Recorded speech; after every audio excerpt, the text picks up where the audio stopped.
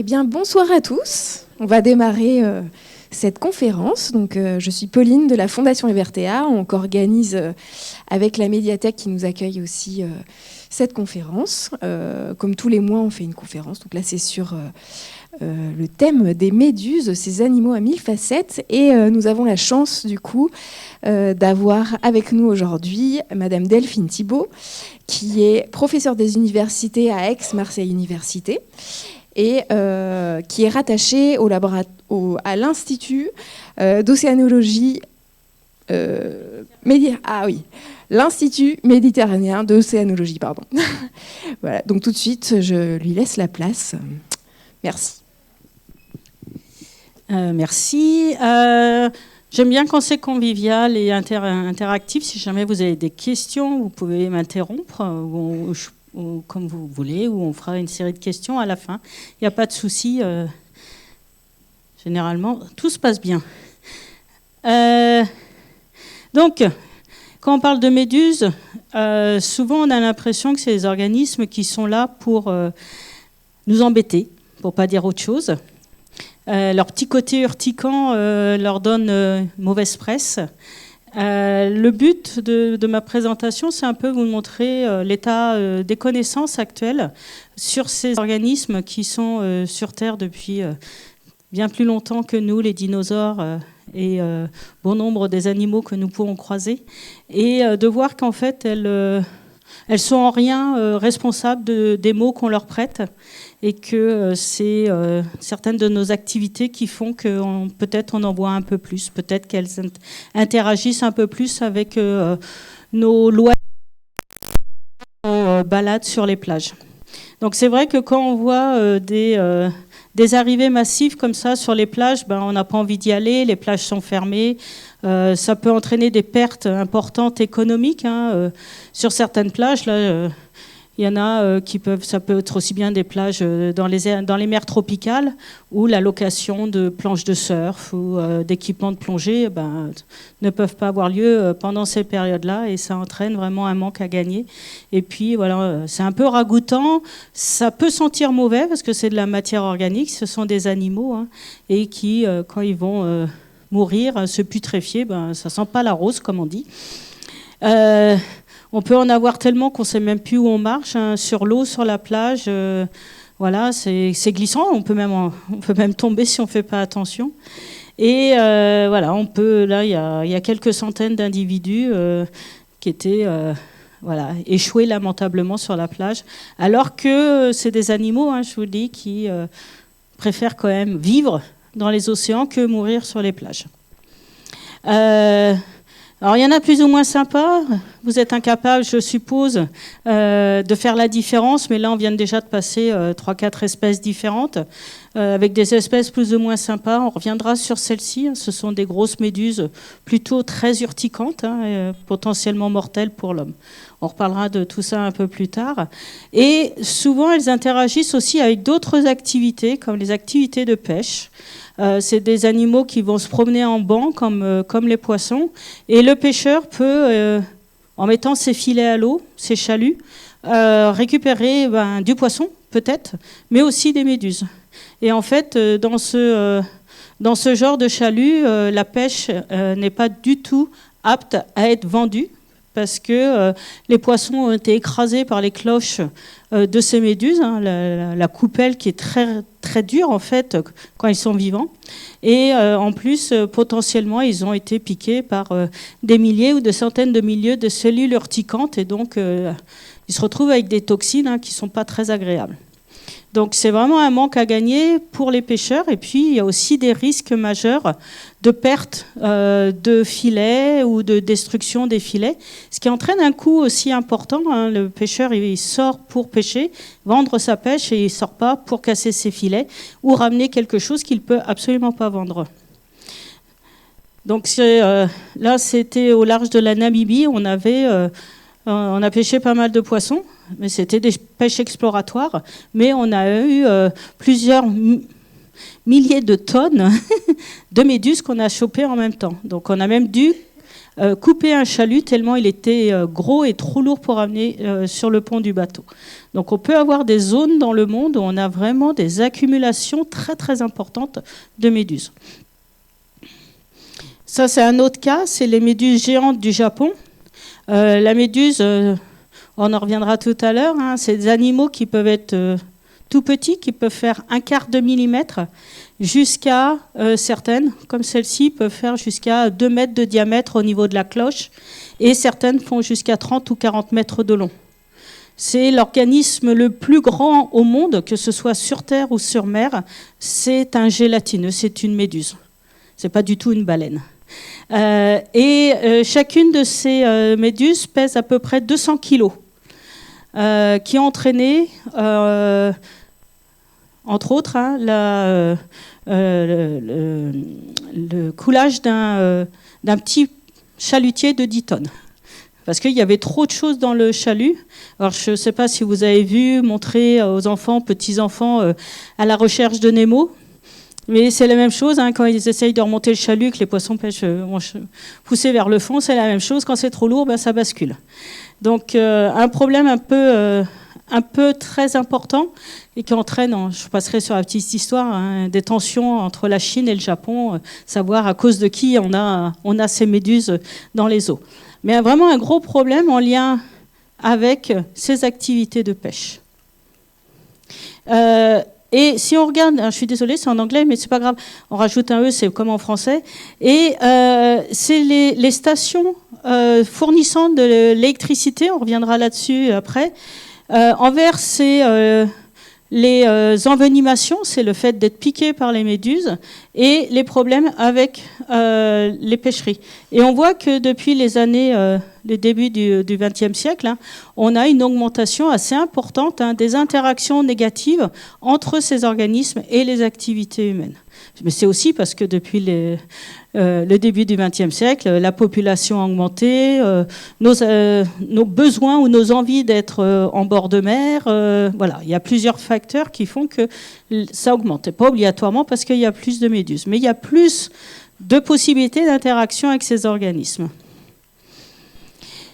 Et le problème, c'est que ces organismes font partie de ce qu'on appelle le plancton. C'est-à-dire qu'ils dérivent, la quasi-totalité dérive avec les courants. Même les grosses méduses de 2 mètres, elles laissent transporter par les courants.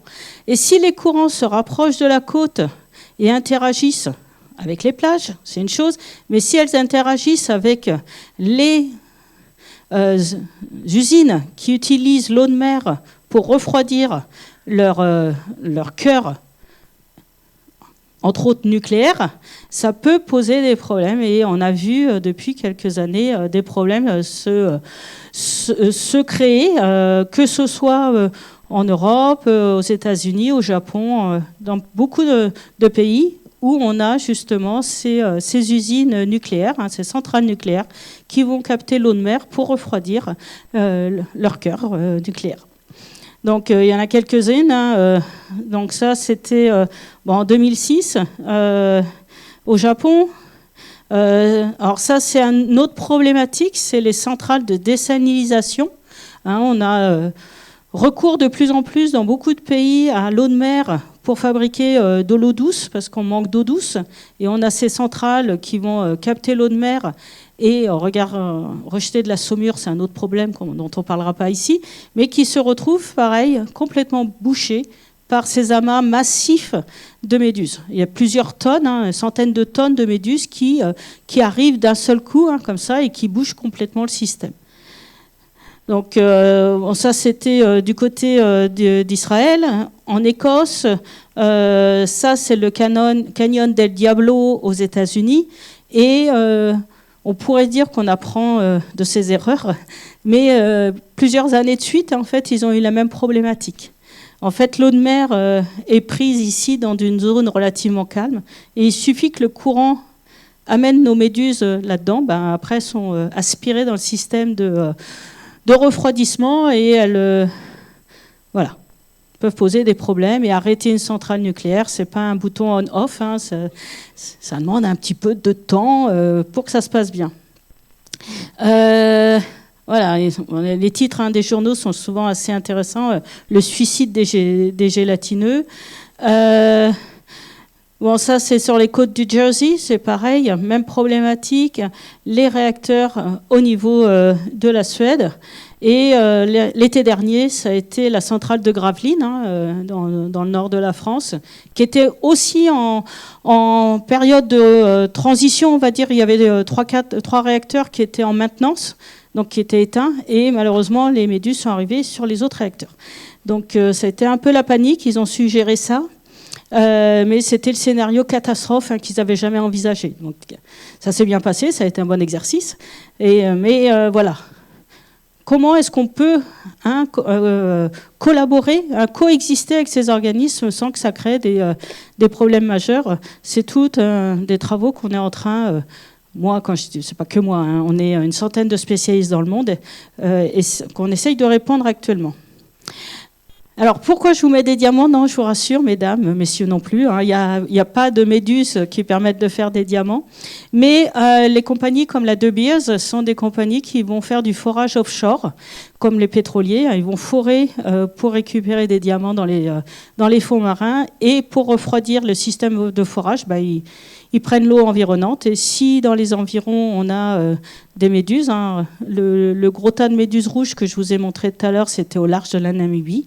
La De Beers fort énormément au large de la Namibie et ça peut poser le même problème. C'est des systèmes qui sont extrêmement coûteux et il y a des risques humains associés. Il y a aussi tous les risques des activités autres que sont l'aquaculture, entre autres. On en a un petit peu en France, on en a beaucoup en Écosse, en Irlande, en Norvège. On met des poissons dans des cages et qui, malheureusement, quand les courants arrivent dans ces cages chargées de méduses, ça c'est Pelagia noctiluca, qui est notre fameuse méduse mauve qu'on a en Méditerranée, mais aussi en Atlantique, et qui va venir s'écraser contre les filets. Et les tentacules, les cellules urticantes vont venir piquer les poissons qui sont enfermés dans la cage, qui n'ont aucun moyen de fuir. Et malheureusement, ça entraîne la mortalité, des mortalités importantes de plusieurs centaines de milliers de poissons. Donc un problème économique majeur et qui sont assez récurrents. En Irlande, ça arrive assez souvent, que ce soit avec Pelagia ou avec d'autres méduses. Donc que ce soit en Irlande, en Écosse, voilà. Dans ce cas-là, c'était assez récent, en 2023, il y a eu 1,2 million de poissons qui sont morts après l'invasion d'une méduse. Alors c'est une méduse qui est un petit peu plus bizarre. C'est un siphonophore. Et en fait, il y a l'avant du siphonophore ici, et là, il y a comme un grand filament. Et sur le filament, il y a des centaines d'estomacs. Et chaque estomac peut être actif en même temps. Ça veut dire que c'est un super prédateur. C'est des monstres très beaux, mais ce sont des monstres qui vont venir attaquer les poissons, leur faire des marques et les rendre complètement invendables, bien sûr, sur le marché. C'est le même cas, d'autres types de méduses. Au niveau des cages en 2007, ça c'était dans le nord de l'Irlande. Donc voilà, c'est vrai que c'est l'image qu'on a principalement de ces charmantes bêtes, ça vient piquer, ça vient nous embêter dans nos activités humaines. Qu'elles soient petites, là on est plutôt dans des hydroméduses, des petites méduses qu'on ne verrait même pas quasiment à l'œil nu. On les voit bien là parce qu'elles sont mises dans un flacon, mais dans l'océan, on ne les voit pas. Donc voilà, on a des grosses, des petites, des visibles, des invisibles qui fréquentent nos eaux ou les eaux du monde entier et avec lesquelles il faut apprendre à cohabiter. Et le problème majeur aussi, c'est que quand on se fait piquer, je pense que c'est arrivé à quelques-uns dans la salle, c'est pas très agréable. Et certaines méduses sont mortelles. On n'en a pas dans les eaux européennes actuellement. Mais si vous allez en Australie, entre les crocodiles, les requins, les araignées, les kangourous, vous avez le choix. Mais vous avez aussi ces méduses mortelles. Et vous avez à peu près 20 minutes entre le moment où vous faites piquer et le moment où vous allez mourir. Donc voilà. Si un jour vous faites piquer, vous courez. On sort de l'eau, on court, et on va essayer de trouver un hôpital ou un endroit où on peut vous mettre sous respirateur et vous sauver. Mais ça peut laisser des marques. Moi, j'ai des amis qui ont des marques qui durent depuis des années, malheureusement, et voilà, c'est pas très plaisant, c'est pas très agréable. Si on est un minimum sensible, ça peut faire quand même très très mal, et puis la réaction de chacun est très très différente. Donc ne pas présumer que si ça vous sentez rien, la personne qui sera à côté de vous ne sentira rien non plus. Donc, alors je vous rassure, on ne fait pas pipi sur son voisin. Ni sur soi-même. Ça sert à rien. Il y a des techniques beaucoup plus faciles à mettre en place. De l'eau chaude pendant 40 degrés pendant 40 minutes. Ça tue la toxine qui est sensible à la chaleur. Si vous faites déjà ça, ça ira déjà beaucoup mieux.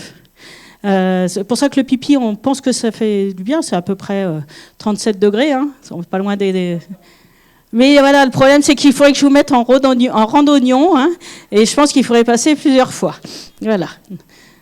Donc, c'est pas très sympa, et puis ça fait des lésions, voilà. Puis c'est pas, voilà, non, on fait pas. On oublie. Et sur certaines plages de Thaïlande, par exemple, où on a la présence de ces méduses mortelles, on a aussi du vinaigre. Alors, c'est pas pour la sauce salade. On peut mettre du vinaigre avant, ça évitera que les cellules urticantes, on reviendra là-dessus, qui sont sur les tentacules, il y en a qui n'ont pas été encore déclenchées, que ça rende les choses pires. Donc, on met du vinaigre, ça calme les cellules urticantes, ça les bloque, et après, on met de l'eau chaude. Donc voilà, et on fait attention parce qu'il y en a des toutes petites, c'est le syndrome d'Irukandji, il y a une dizaine d'espèces. Alors, on connaît très bien les grosses méduses, la guêpe de mer mortelle en Australie, mais on a aussi ces charmantes petites bêtes qui laissent, elles, aucune trace ou très très peu de traces sur la peau.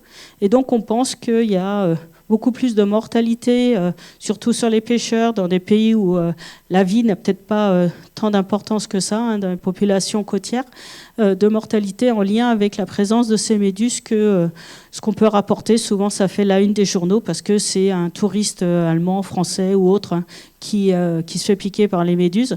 Voilà, donc on fait attention, si c'est marqué interdiction de baignade, on va faire autre chose, on va se promener ailleurs, il y a plein d'autres choses à faire. Alors il y a des choses qui ont été développées par des collègues des îles d'Hawaï. Ça a été testé sur les Marines américains, donc a priori ça marche. Mais voilà. Voilà, l'eau chaude et un peu de vinaigre avant, ça peut très bien fonctionner aussi. Donc voilà, c'est des choses, c'est un peu le regard que vous aviez peut-être de ces méduses. Pour vous, la méduse, c'est pas obligatoirement... bon, ça peut être très joli, mais c'est quand même pas très sympa. Et en fait, ce que je voulais vous montrer maintenant, c'est un peu que... en fait, c'est super sympa. C'est super beau. Et en fait, on a un très très grand nombre d'organismes qu'on met sous ce terme méduse, qui sont très très différents. Si on regarde, là, on va avoir des méduses qui sont chez les cnidaires. On parlera de cténaires un petit peu. Et puis, on a des tuniciers pélagiques. Et si on regarde bien, les tuniciers pélagiques, c'est le même lien que les vertébrés, que nous. Donc, on a des organismes qui ressemblent à rien, qui sont à 95% d'eau, mais qui sont des proches cousins. Après, on a des choses un petit peu plus éloignées, comme des mollusques, dont on reparlera. Donc, on va essayer de vous montrer un peu ce qu'on va retrouver sous ce terme d'organismes gélatineux, au-delà des méduses, un peu de vous montrer leur... voilà. Et comment c'est construit, parce que des fois, on comprend mieux pourquoi un animal peut réagir comme ça. Si on sait comment c'est foutu, c'est déjà pas mal. Donc, on a des choses qui sont très, très belles, comme les cténaires. Ces organismes qui sont iridescents, qui sont très jolis, ils ont 8 rangées de cils, c'est magnifique. Et ça ne pique pas. Ça a des cellules collantes. Vous connaissez de la colle qui colle sous l'eau ? Eux, oui. Eux, ils l'ont fait. Et ça, c'est le premier animal pluricellulaire à être apparu sur notre planète. Bon, il y a les collègues qui travaillent sur les éponges qui disent que c'est les éponges.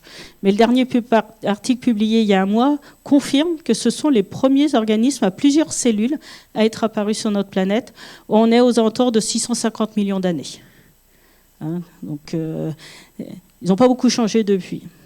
Et ils sont extrêmement jolis parce qu'ils font cette iridescence. Il y en a certains qui sont bioluminescents. Mais c'est des gros prédateurs. Ça mange plein de choses. C'est Mnemnopsis lady, c'est une des espèces les plus envahissantes au monde. Voilà. Ça a des charmes autres aussi. La ceinture de Vénus, on a fait toute une mission la semaine dernière. Il y en avait plein dans la baie de Marseille. C'est très joli à voir. Le problème, c'est que c'est des super prédateurs, mais vous les touchez, vous les mettez dans un flacon, ils disparaissent. Donc, c'est des organismes qui sont extrêmement difficiles aussi à étudier. Donc, on est parfois limité dans notre compréhension de ces organismes parce qu'on n'arrive pas à les garder en aquarium. Ils n'aiment pas les bulles. Voilà, ils sont compliqués. Et je vous ai mis un peu. Hein, il n'y a pas beaucoup d'espèces. Hein, on a un peu moins de 200 espèces connues dans le monde. C'est très, très peu, en fait. C'est très, très peu. On a les cnidaires, donc c'est nos fameuses méduses, hein, avec la cloche. Il y a une bouche, hein, ici. J'ai perdu mon laser. J'ai perdu le laser. Non, il est là. Le laser veut pas marcher sur l'écran. Voilà. Donc il y a une bouche ici, et en fait, il y a un tube digestif très, très simple. Il n'y a pas grand-chose. Hein. Pour ça, il y a beaucoup d'eau. Et il y a des gonades, donc il faut savoir qu'il y a monsieur et madame méduse. Hein, les deux sexes sont séparés et on a besoin des deux pour faire une nouvelle génération de méduses. Hein. Et on sait que si c'est un mâle ou une femelle, c'est en regardant les gonades. Donc si c'est des gonades qui sont assez homogènes, c'est du sperme, donc c'est les mâles. Si les gonades sont un petit peu comme remplies de petites billes, hein, ce sont des femelles avec des ovocytes. Donc c'est assez joli, il y en a qui ont des tentacules très très longues, et puis il y a certaines méduses qui n'ont plus de tentacules, qui ont perdu leurs tentacules, mais il faut faire attention, ça ne veut pas dire qu'elles ont perdu leur capacité de vous piquer. Donc quelques exemples, hein, c'est Pelagia noctiluca, un autre exemple magnifique de Marseille, hein, qui ont attaqué les nageurs de la course Monte Cristo l'année dernière, peut-être il y a 2 ans maintenant. Mais elles n'ont pas choisi, je vous le dis, hein, c'est des organismes qui dérivent avec les courants. Ils n'ont pas choisi de rentrer dans la baie de Marseille et d'aller croiser la route du Monte Cristo. Hein, c'est le contraire. Les organisateurs auraient dû regarder la carte des courants et se dire il y a quand même une chance d'en avoir. Mais bon, c'est pas grave. Aurélia, c'est la méduse lune. C'est un des modèles les plus communs dans les aquariums, par exemple.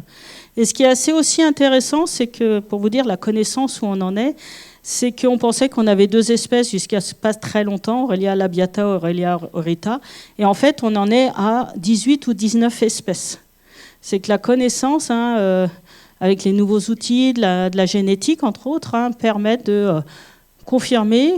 On a des fois des espèces, on en a 25, on s'est rendu compte que c'était la même, hein, de mieux déjà appréhender la diversité de ces organismes. La crinière de lion, 1000 tentacules. Ça peut faire jusqu'à 2 mètres de large pour les plus longues, et puis les tentacules peuvent faire jusqu'à 30 mètres de long. Donc si vous voyez un nuage au-dessus de votre tête que vous êtes en train de plonger, regardez ce que c'est quand même. Parce que les tentacules, c'est comme quand vous voyez Pélagia, si vous voyez la cloche, hein, essayez de regarder où sont les tentacules. Pélagia, on ne touche pas. Hein, on a des cellules urticantes aussi sur la cloche. La crinière de lion, certaines, on peut les toucher parce que la surface est lisse. Hein, on n'a pas ces petites verrues, hein, mais on fait attention au reste. Et puis il y a des méduses qui ont choisi de vivre sur le dos, hein, parce que vivons couchés, vivons heureux, a priori. Et c'est la méduse, alors en anglais c'est upside down, à l'envers, hein, c'est Cassiopée. Et c'est une méduse qui est assez intéressante parce qu'elle va exposer ses bras, c'est pas des tentacules, hein, c'est ses bras buccaux, hein, elle a 8 lèvres, et elle va les exposer au soleil parce que en fait, il y a du phytoplancton qui vit dans ces tissus.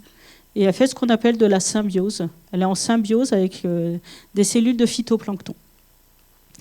Notre fameuse méduse œuf au plat, Cotyloryza, endémique de Méditerranée, ça veut dire qu'on ne la trouve qu'en Méditerranée. Et on va la trouver à partir du mois d'août. Elle est très jolie et puis ça ressemble vraiment à un œuf au plat, avec le jaune au milieu et le blanc un peu bien cuit sur les bords. Pareil, il n'y a pas de tentacules, hein, chez cette espèce-là.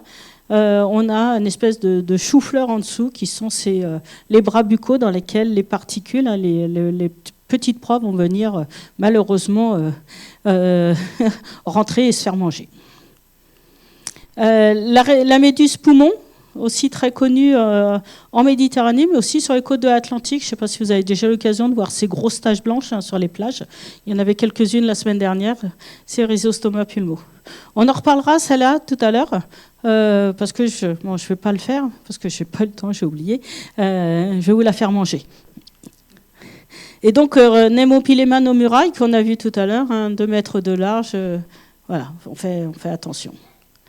Et en fait, ce qui est aussi intéressant chez ces organismes, c'est leur complexité, je veux dire, et ce qui rend aussi l'intérêt de leur étude en tant que scientifique, en tant que taxonomiste, c'est de voir les différences qui existent entre les méduses. Donc, ça va être plein de choses intéressantes, le nombre de tentacules, et puis la disposition des batteries de cellules urticantes, il y a des cellules collantes, il y a plein de choses super intéressantes.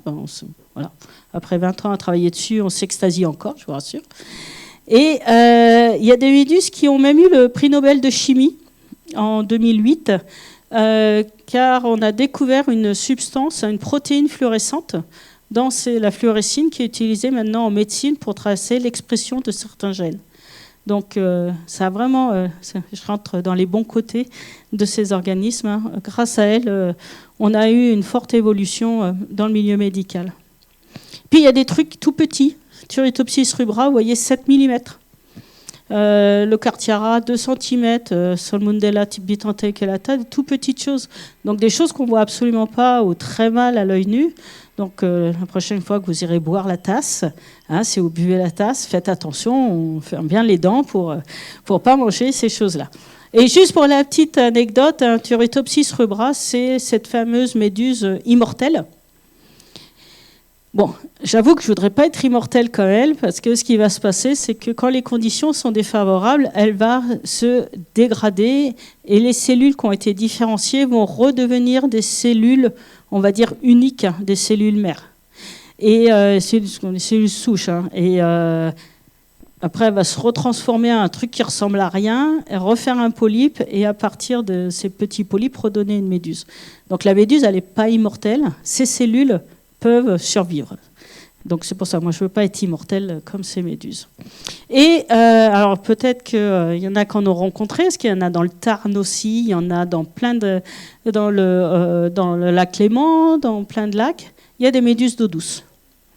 Donc il y a certains endroits où vous pouvez rencontrer ces méduses. Hein.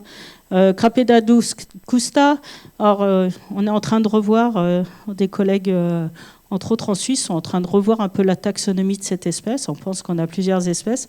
Et qui serait arrivée au moment de la Deuxième Guerre mondiale par des transferts depuis la Chine ou le Japon, hein, d'équipements qui seraient revenus en Angleterre et d'Angleterre qui seraient revenus en France. Voilà. Et puis les méduses, il ne faut pas croire qu'elles vivent qu'au bord de mer. Hein. Il y en a qui vivent dans les grandes profondeurs. Hein. On a, entre autres, Atolla, Periphylla, et qui sont en plus super belles. En surface, souvent, elles vont être transparentes. Ça va être éviter les prédateurs, parce qu'on verra qu'il y a quand même beaucoup d'organismes marins qui les mangent, et pas que marins. Donc, quand on est transparent, on est moins visible à ces prédateurs. Mais quand on vit dans les grandes profondeurs où il n'y a plus de lumière, on peut avoir toutes les couleurs du monde, ça ne changera rien. Et on a beaucoup de méduses qui ont des rouges extrêmement intenses et qui sont magnifiques. Bon, souvent, on les a dans les filets ou dans les chaluts, elles sont moins jolies, mais bon, quand elles sont en vie dans leur milieu, elles sont magnifiques. Et puis, on a des trucs un peu bizarres. On a des méduses qui flottent, elles, au contraire. Et celles qui flottent, elles vont être plutôt bleues. Il y a 2 ans, on a eu des arrivées massives de vélèles sur les plages marseillaises, sur l'Atlantique aussi. Cette année, ça a l'air un petit peu plus calme. On n'en a pas encore beaucoup vu. Et en fait, c'est by the Wind Cellar, ces vélèles sont assez rigolotes parce qu'elles ont une voile. Et il y a des voiles qui sont orientées à gauche et d'autres qui sont orientées à droite. Et il y a tout un travail de collègues autour du monde pour essayer d'expliquer ou de comprendre pourquoi on a des gauchers et des droitiers. Et en fait, il semblerait que ce soit lié à la grande circulation dans l'hémisphère sud et l'hémisphère nord. En fait, on aurait une plus grande quantité d'un type de voile au nord et un plus grand type de voile au sud. Donc c'est une étude qui est en cours. J'espère que ça va bientôt donner. Et puis ça, c'est des bébés vélèles que j'ai chopés au large de Marseille. Et quand j'ai vu ça, je me suis dit, c'est quoi ça? Et ben oui, ça, c'est des bébés de ça. Donc voilà, des fois, on voit des choses, on ne sait pas trop, et puis on réfléchit un peu. On met tout le monde ensemble. Et il y a, par chance, on n'en a pas trop chez nous en Méditerranée. Mais si vous allez sur les côtes françaises, atlantiques, il y en a beaucoup, c'est les Physalie, les vaisseaux de guerre portugais. Et ça pique. Et, il y en a sur toutes, quasiment Atlantique Nord, Atlantique Sud. C'est les Blue Battles en anglais dans l'hémisphère sud. On fait attention parce que ça pique bien. En fait, c'est une grosse vessie remplie d'air qui flotte à la surface de l'eau et avec des tentacules qui traînent. Et c'est comme celle que je vous ai montrée tout à l'heure qui pouvait être très très longue. Et sur ces tentacules qu'on voit ici, on a des centaines d'estomacs. Donc on fait très attention, ça pique bien. J'en garde un doux souvenir. En tout cas, mon fessier en garde un doux souvenir. Voilà, on fait attention. Quand on en voit, on reste plutôt, on s'éloigne. Et puis on a ces fameuses méduses boîtes, les cuboméduses, qui sont parmi les plus méchantes au monde. Alors ça, c'est Charybdea branchi, qui a été une espèce qu'on trouve dans des eaux froides. C'est l'exception. Les méduses boîtes sont normalement des méduses d'eau chaude, mais celle-là vit au large du Cap, en Afrique du Sud. Il doit faire 8 degrés. Je les ai rencontrées souvent, mais je n'ai jamais été piquée, mais c'est peut-être parce que j'étais couverte de pieds en cap. Et voilà. On a des choses assez intéressantes comme ces grosses Chirodropus gorilla. J'ai hurlé quand la jeune femme qui travaillait avec moi l'a pris à pleine main, mais il n'y avait pas de cellule urticante sur la cloche. Je lui ai dit, mets des gants. Et je passais ça. Donc voilà, on a tous ces méduses que vous connaissez un petit peu, puis je vais vous présenter aussi des organismes qui ressemblent à rien. Voilà, c'est ça. C'est des choses très très bizarres. Et ça, c'est nos plus proches cousins d'un point de vue évolutif. On est chez les procordés, des choses où on va retrouver un peu la corde, des choses où on va retrouver la forme tétard qu'on retrouve chez beaucoup d'animaux. Voilà. Donc ça, c'est un pyrosome. En fait, c'est une colonie de cellules collées les unes sur les autres, et ça peut, en fonction de l'âge, peut faire plusieurs mètres de long. C'est souvent dans des eaux qui sont peu riches, des eaux plutôt pauvres, des eaux bleues dans les tropiques, parce que ça, c'est un peu le même type d'organisme, c'est une salpe. Ces organismes-là peuvent aussi faire des colonies très longues. C'est un peu l'équivalent de votre... alors, je ne sais pas quelle marque, Hoover, Electrolux, je ne sais pas ce que vous avez comme aspirateur à la maison, mais qui, en fait, vont filtrer. Dès qu'elles vont nager, en fait, l'eau va passer à l'intérieur, va être filtrée, et les animaux, fonctionnent comme ça. Sauf que si c'est trop riche, en fait, ces organismes, ils vont s'étouffer. Et comme ces organismes sans sac, ils ne peuvent pas sortir le sac comme de l'aspirateur, c'est pas des conditions qui leur sont favorables. Donc souvent on les trouve dans les eaux plutôt pauvres ou en début de saison. Et là, la semaine dernière, pareil, dans notre mission qu'on a fait à Marseille, il y en avait partout. Partout. Et c'est assez joli à voir évoluer. Et voilà, donc ça ressemble à rien. L'eau rentre à l'intérieur et ça, c'est un gros estomac dans lequel la nourriture qui est en cours de digestion, la partie qui va être assimilée va être utilisée par l'organisme et puis le reste va être rejeté par des grosses pelotes fécales qui sont extrêmement intéressantes aussi. Et ça peut faire des colonies assez impressionnantes de plusieurs dizaines, centaines d'individus et flotter comme ça et ça mange, c'est gros, certains sont gros comme ça mange des bactéries. Donc ça aime des tout petites choses. Puis ça peut faire des colonies extrêmement jolies dans le milieu naturel. Oui.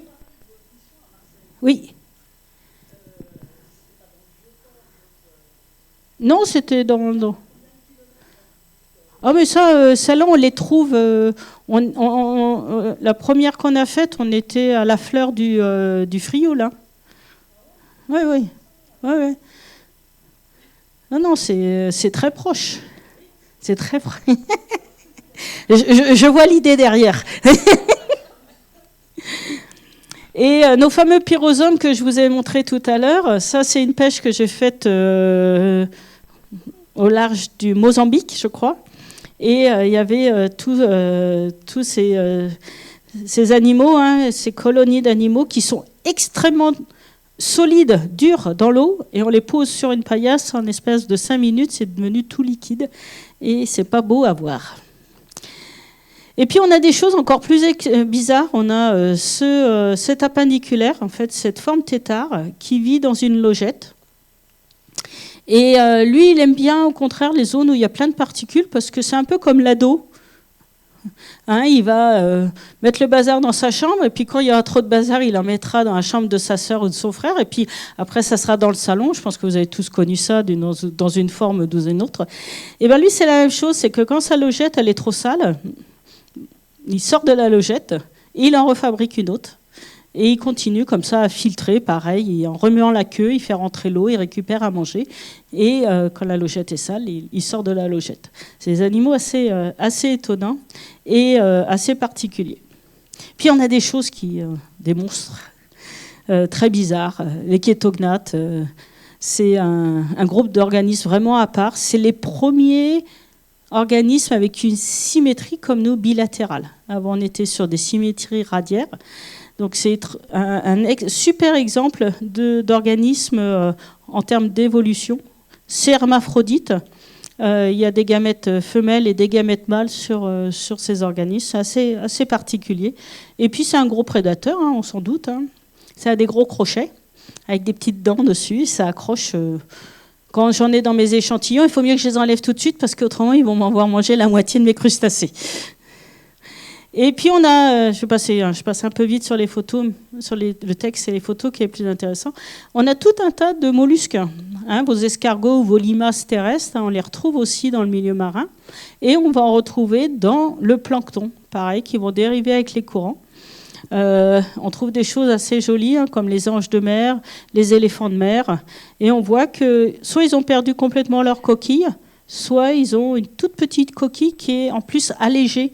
La composition des coquilles est différente des mollusques terrestres.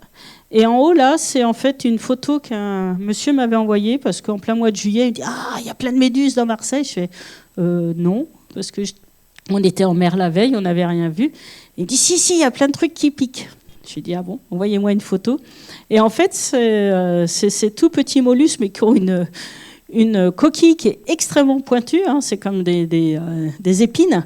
Et en fait, c'était juste la coquille, hein, qui venait piquer la peau. Il n'y a aucun risque, hein, c'est complètement inoffensif. Mais voilà, il y en avait plein dans l'eau à ce moment-là. Et c'est un peu une couleur rose quand c'est vivant, c'est assez joli. Donc voilà. Alors, tous ces organismes, ils sont composés à 85-95% d'eau, mais ils ont quand même des choses un peu en commun, en termes de locomotion, entre autres.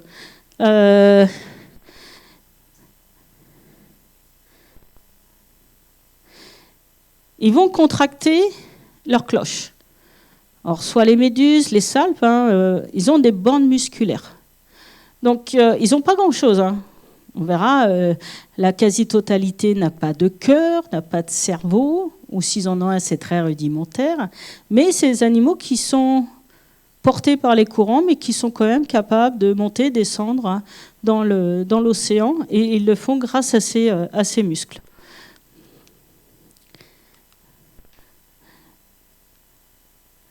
Il y a d'autres espèces, comme chez Pleurobracha, on voit, ils vont agiter des cils. Alors vous imaginez cligner des yeux. Bon, il y a plusieurs rangées de cils. C'est le plus gros organisme, on va dire, de notre Terre, à utiliser des cils pour se déplacer. Alors c'est pas des champions du monde de la vitesse, je vous l'accorde, mais c'est quand même assez efficace pour se déplacer et pour voilà, aller à peu près où ils veulent, c'est à vitesse réelle. Ça marche. Ça fonctionne quand même assez bien. Et en fait, si on regarde, la vitesse, alors c'est pas facile, c'est la vitesse qu'on en fait rapporter à notre taille. Et on voit que chez la plupart des organismes gélatineux, on est de l'ordre de 0,5 à 3 fois sa taille par seconde. Alors, si on regarde, le gorille, il fait 5 fois sa taille par seconde. Donc il est déjà bien au-delà de ça. Le guépard, qui est censé être l'animal le plus rapide sur Terre, il fait 22 fois sa taille par seconde de déplacement. Et on voit qu'il y a plein d'autres organismes qui vont bien plus vite que lui, entre autres les copépodes. Alors, je ne parlerai pas de copépodes trop aujourd'hui, mais il faut savoir que les copépodes, c'est une des proies dominantes de la quasi-totalité des gélatineux.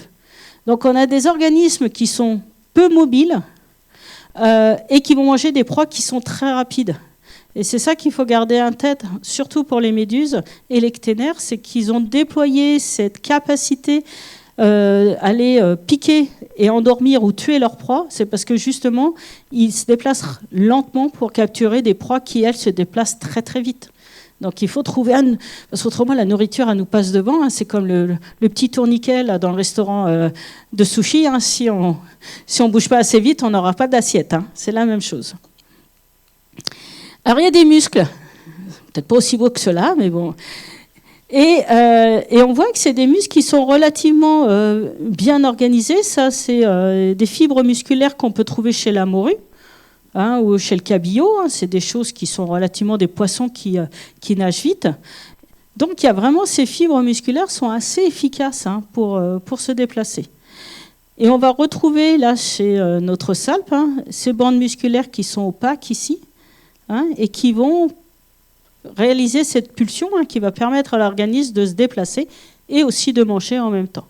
Alors juste pour la petite information, hein, ça c'est leur cerveau et un petit peu, voilà, il y a un œil, un cerveau, mais c'est minimaliste.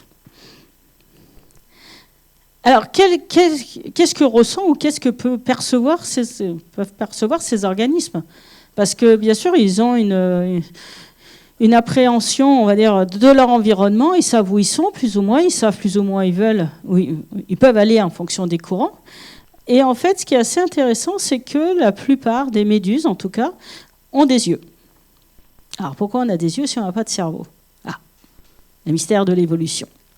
Et certaines, ça c'est Aurelia, on voit très bien ici une structure qu'on appelle un rhopalium dans lequel on va avoir une structure oculaire. Parfois c'est juste des tout petits ocelles aussi, comme on voit ici, hein, qui peuvent être, on peut en avoir un nombre variable en fonction des espèces. Donc ils ont une capacité visuelle. Alors qu'est-ce qu'ils en font ? Il y a quand même des réseaux de neurones qui existent, hein, pas arrangés en cerveau, mais des réseaux de neurones qui permettent d'appréhender et de communiquer entre les yeux. Et la plupart de l'interprétation de l'image, entre guillemets, qu'ils sont capables de voir, se fait à l'intérieur de la structure. Donc ça peut être même beaucoup plus développé chez les méduses boîtes. Les méduses boîtes ont 24 cellules visuelles. En fait, il y a 4 rhopaliums sur chacune des faces de la méduse, et chaque rhopalium est constitué d'une lentille centrale, aussi développée quasiment que l'œil humain, puisqu'on va y retrouver une lentille, une rétine, un iris mobile. C'est pas tout à fait comme l'œil humain, mais c'en est très très proche, ou l'œil des vertébrés. On a une lentille supérieure. Et en fait, on a 2 petites lentilles latérales, une et 2, de chaque côté. Donc, dans chaque rhopalium, on a 6 lentilles visuelles. Comme il y en a 4, ça fait 24. L'autre chose qui est intéressante aussi, c'est qu'ils ont un statolithe. Alors, je ne sais pas si vous connaissez les otolithes chez les poissons, les organes de l'équilibre. Nous, ça s'appelle l'oreille interne, hein. C'est la même chose. C'est un organe de l'équilibre qui leur permet de savoir si elles montent, si elles descendent. À l'intérieur, il y a comme un petit grain qui est des cils, hein, et en fonction de la position, elles savent dans quel ordre, dans quelle direction elles peuvent s'orienter.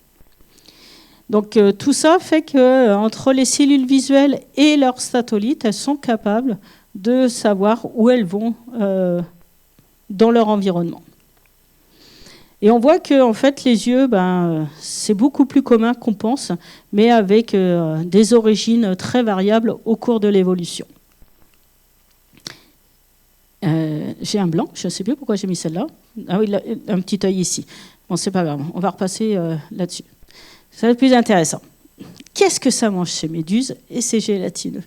Parce qu'en fait, pendant longtemps, on a considéré que c'était ce qu'on appelle des cul-de-sac trophiques, c'est-à-dire des organismes qui pouvaient manger des choses mais qui ne servaient absolument à rien. Bon, c'est pas tout à fait vrai. Alors, on reparle de nos cténaires qui ont des colloblastes, donc ces cellules collantes. Donc je disais, les mnémiopsis, Pleurobrachia, les ceintures de Vénus, on peut les toucher sans risque, même si je déconseille qu'on touche aux animaux, aux plantes dans le milieu naturel. On n'a rien à faire à les toucher. Mais c'est quand même assez intéressant de voir que ces granules adhésives vont être capables de capturer nos petits copépodes qui marchent à une nature grand V, et de les capter et pouvoir les manger. Alors, il y a quelques petites vidéos, normalement, qui devraient fonctionner. Donc, nous avons Mnémiopsis lady, donc une des espèces les pires en termes d'invasion, et nous avons Berway ici, son prédateur spécifique. Et voilà, avalé. Ce qui est intéressant, c'est que très souvent, on considère qu'entre un prédateur et sa proie, il y a une très grande différence de taille. Dans les petits copépodes que je vous ai montrés tout à l'heure, ils font 1 millimètre. Et donc, c'est des organismes qui sont capables de manger des choses qui sont aussi gros qu'eux. Et on a des modèles de fonctionnement des écosystèmes qui sont basés sur des questions de taille. Et malheureusement, ils viennent un peu modifier les raisonnements qu'on peut avoir sur le fonctionnement des écosystèmes.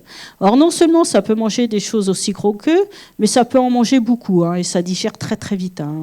En l'espace de à peine une demi-heure, tout est digéré et on peut recommencer. Ils n'ont aucune satiété en fait, contrairement à nous. On mange et puis au bout d'un moment, on ne peut plus rien rentrer. Eux, ce n'est pas un problème, les méduses non plus. On mange et on digère et on rejette et on continue. C'est vraiment des charmantes petites bêtes pour ça. Qu'est-ce qu'on va retrouver aussi? Comme je vous le disais, on a ces cellules urticantes. Il faut que ça fonctionne. Et en fait, c'est parmi, si ce n'est le système le plus efficace au monde. Alors, entre le moment où on va toucher ce petit cnidocyle ici, là, il y a un petit opercule qui est fermé, et la cellule urticante, elle est à l'intérieur sous pression. Elle attend qu'une chose, c'est de sortir. La proie va passer ici, ou malheureusement un bout de peau humain. Et en fait, entre le moment où vous allez toucher le cnidocyle et le moment où l'opercule va s'ouvrir, il va se passer 700 nanosecondes. Alors juste par référence, quand vous clignez des yeux, c'est 150 millisecondes. Donc on est à plusieurs ordres de grandeur plus rapides. L'accélération, en termes de G, le nombre de G que ça va entraîner, on est à 5,4 millions de G. Le saut d'une puce, c'est 320 G. Et les crevettes manta, qui sont de très belles crevettes qui snappent avec leurs pinces, elles sont à 10 400 G. Donc c'est rapide et ça a une accélération de fou. Et ça a une pression à l'impact qui est extraordinaire, de plusieurs gigapascales. C'est hors norme dans tous les critères. Et en fait, ce qui va vous faire mal, c'est pas du tout ça. Parce que la cellule urticante, en fait, ce petit tubule qui va rentrer dans votre peau, il fait 2 micromètres de diamètre. La plus petite aiguille qu'on peut utiliser en médecine, c'est de l'ordre de 90 microns. Donc c'est 45 fois plus petit que la plus petite des aiguilles. Donc en fait, ce qui va pénétrer ne va pas vous faire mal, parce que c'est tellement petit, rapide. Ce qui fait mal, malheureusement, c'est la toxine qui va avec, qui, elle, va venir détruire vos cellules, ou les cellules de la proie.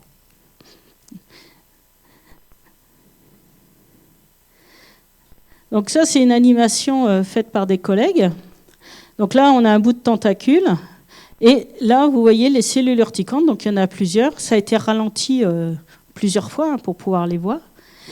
Et donc ça, c'est une animation. C'est pour montrer qu'en fait, quand vous allez toucher un bout de tentacule, ce n'est pas une cellule urticante qui va se déclencher. C'est des dizaines, parfois des centaines, en fonction de l'étendue de la tentacule sur votre peau. Et c'est ça qui va faire mal, c'est qu'en fait, vous avez un grand nombre de ces aiguilles qui vont pénétrer à l'intérieur de votre épiderme. Hein. On va voir, l'animation est relativement bien faite. Donc ça passe à travers votre épiderme, rentre dans le terme, et ça peut venir toucher la circulation sanguine et en fait va transmettre ce venin qui est parmi les venins les plus efficaces au monde.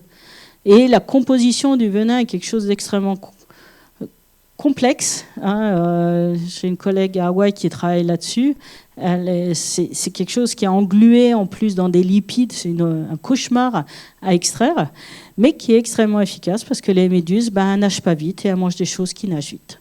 Hein, le petit poisson, malheureusement, va finir dans l'estomac ou dans le système digestif de notre méduse. Alors, rien qu'à imaginer. Je ne sais plus si c'est une vidéo, ouais. Donc ça, c'est parmi les plus grands siphonophores, hein, ces espèces avec une multitude d'estomacs. Et chaque point que vous pouvez voir, c'est un estomac. Il y a une tentacule, un estomac, une cellule de reproduction, et ainsi de suite. Donc sur ces organismes qui peuvent faire plusieurs dizaines de mètres de long, hein, chaque estomac peut être en train de digérer une proie en même temps. Ce n'est pas une proie à la fois, ça peut être plusieurs proies en même temps. Et souvent, ils font ces espèces de structures en rideau, hein, dans lesquelles le plancton qui dérive va venir malheureusement croiser les cellules urticantes et se faire gentiment manger.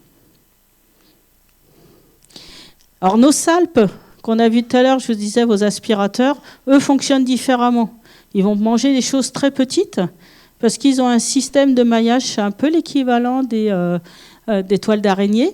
Il faut penser que cet organisme-là, relativement rudimentaire, va fabriquer, il n'a pas de pattes comme l'araignée, mais il fabrique ce tressage extrêmement précis.